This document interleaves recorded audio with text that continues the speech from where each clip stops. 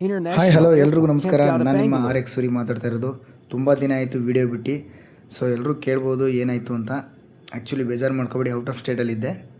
So ಹಾಗಾಗಿ ಬಿಡೋಕ್ಕಾಗಲಿಲ್ಲ. ನೋಡಿ, ನಮ್ಮ ಕೆಂಪೇಗೌಡ ಇಂಟರ್ನ್ಯಾಷನಲ್ ಏರ್ಪೋರ್ಟ್ ಇದು. ನಾವು ಹೋಗ್ತಾಯಿದ್ದೀವಿ ಗೋವಾಗೆ. ಸೊ ಟಿಕೆಟ್ ಎಲ್ಲ ಬುಕ್ ಮಾಡಿ ಎಂಟ್ರಿ ಆಗಿ ಚೆಕ್ ಎಲ್ಲ ಮಾಡಿದ್ರು ಹೋಗ್ತಾ ಇದ್ದೀವಿ. ನೋಡಿ, ಗಾರ್ಡನ್ ಎಲ್ಲ ಯಾವ ಥರ ಬೆಳೆಸಿದ್ದಾರೆ ಅಂದರೆ ಅನ್ಫಾರ್ಚುನೇಟ್ಲಿ ಸೂಪರ್ ಆಗಿದೆ. ಎಲ್ಲರೂ ವಿಸಿಟ್ ಮಾಡಿ ನೋಡಿ.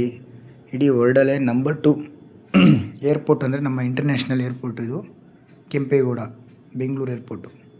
ನೋಡಿ, ಶಿಲ್ಪಕಲಾ ಎಲ್ಲ ಯಾವ ಥರ ಇಟ್ಟಿದ್ದಾರೆ ನೋಡಿ, ಹೋಗೋ ರೋಡಲ್ಲೇ ಒಳಗಡೆ ನೋಡಿ. ಒಂದೊಂದು ನಮ್ಮ ಆಂಜನೇಯ ಪ್ರತಿಯೊಂದು ನೋಡಿ ಎಷ್ಟು ಚೆನ್ನಾಗಿದೆ. ಸೊ ಅಲ್ಟಿಮೇಟ್ ಅಲ್ಲ.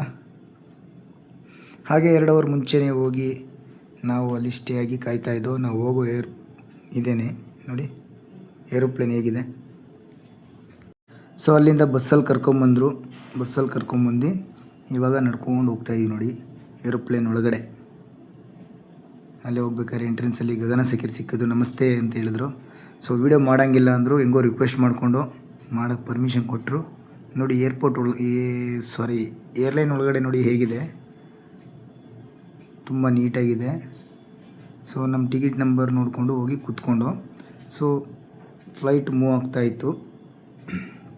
ವ್ಯೂಸ್ ನೋಡಿ ಆಚೆ ಯಾವ ಥರ ಇದೆ. ಸೊ ಇದು ಮೇಲ್ಗಡೆ ಹೋದ್ಮೇಲೆ ವ್ಯೂಸ್ ನೋಡಿ ಯಾವ ಥರ ಇದೆ. ಲೈಕ್ ಮಾಡಿ, ಶೇರ್ ಮಾಡಿ, ಕಮೆಂಟ್ ಮಾಡಿ.